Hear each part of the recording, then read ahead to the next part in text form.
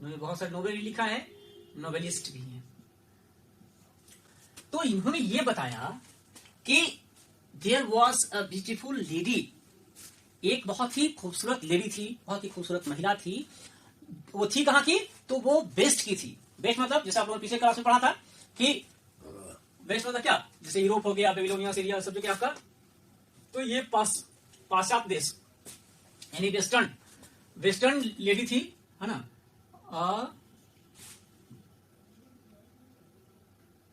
ये beautiful lady. तो ये ब्यूटीफुल लेडी जो थी, ये थी कहां से? तो फ्रॉम वेस्टर्न, ये वेस्टर्न से थी, यानी वेस्ट कंट्री से थी, यानी यूरोप से थी। तो यह जो है ये इतना सुंदर थी कि इनकी सुंदरता जो है की चर्चा जो है ये दूर दूर तक फैला हुआ था। इनकी सुंदरता की जो चर्चा जो है ये दूर दूर तक फैला हुआ था।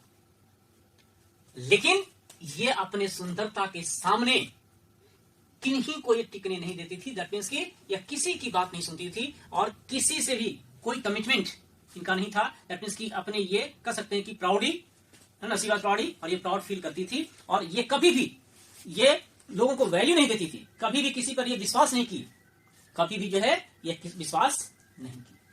तो ये कभी विश्वास नहीं की तो भाई सब लोग जो भी होता है तो एक सोसाइटी में आप हैं तो इसमें क्या है, आप उसको समझते हैं कि सोसाइटी में है तो वो देखा जाता है कि हाँ क्या है। तो ये कभी भी किसी को वैल्यू दी नहीं। अब क्या होता है कि टर्निंग पॉइंट होता है।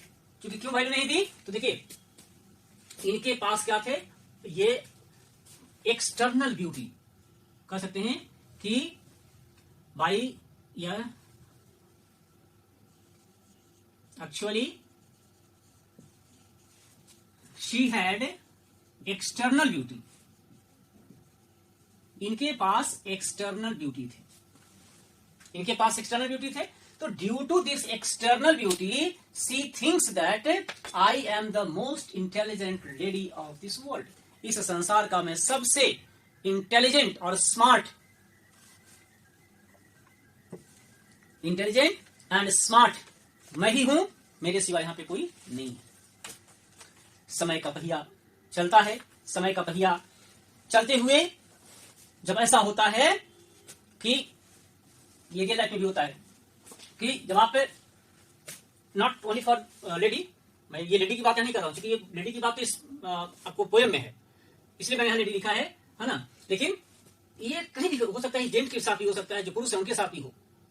तो ये जो कहता है कि जो अपनी जो ब्यूटी जो है फेयर एंड हैंडसम पर जो है बहुत ज्यादा भरोसा नहीं करना चाहिए, क्योंकि ये जो एक्सटर्नल ब्यूटी है वो बहुत जल्दी ही क्या होगा, आपसे निकल जाएगा।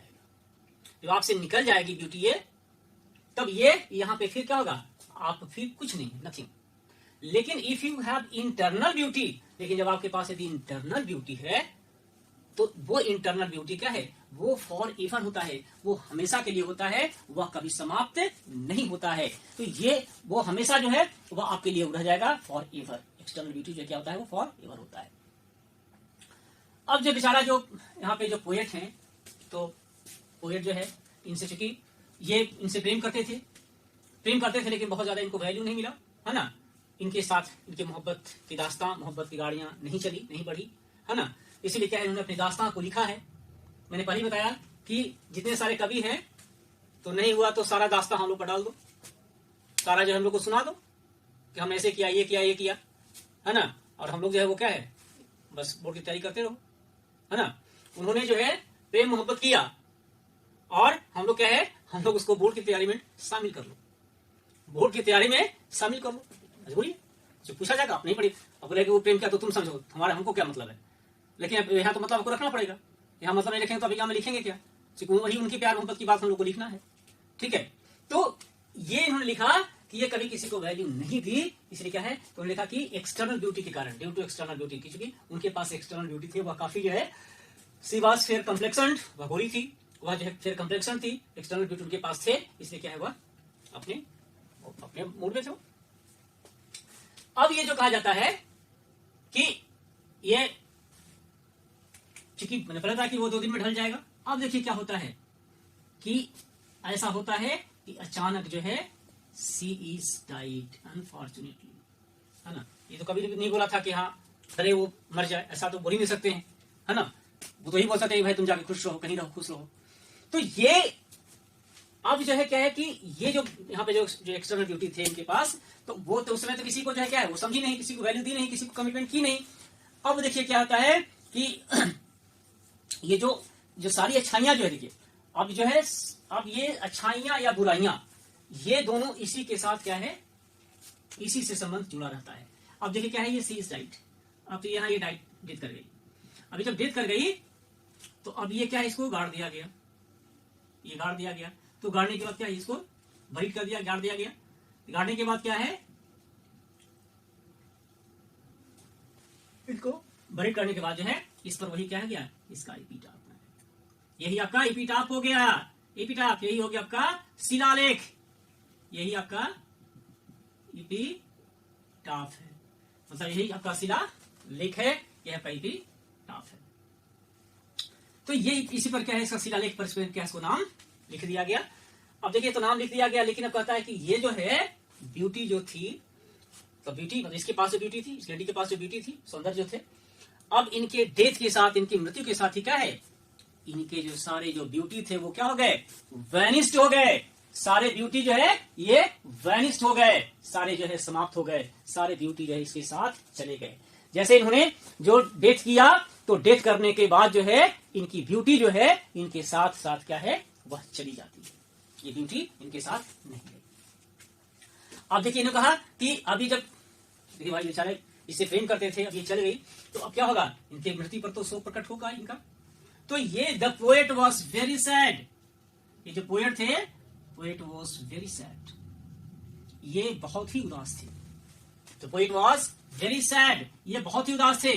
भले इनको इनका प्यार नहीं मिला था, लेकिन एक सुंदर लेडी थी, कभी इनके बारे में ये सोचा करते थे, इसलिए क्या है, he was very sad to listen the news she is no more now, वो अब नहीं है, इसलिए काफी ये दुखी हो जाते हैं। और ये कहते हैं कि जैसे इन्होंने डेथ किया, इनकी जो ब्यूटी जो थी इन्हीं के साथ जो है वह दफना दी गई, और इसी पर इनको शिलालेख पर नाम दिया गया। अब देखिए क्या हुआ, ये तो चली गई, तो अब क्या रह गया, तो इनके फेम रह गए, कृति रह गई कि ये कैसे थे, क्या थे, ये रह गए इनके ऊपर।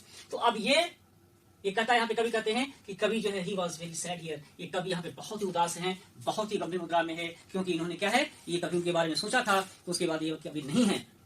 तब उसने फिर महसूस किया, उन्होंने ये महसूस किया कि जो संसार जो है, ये जो मैन जो है, मैन इज मोर्टल, ये मनुष्य जो है ये मरणशील है।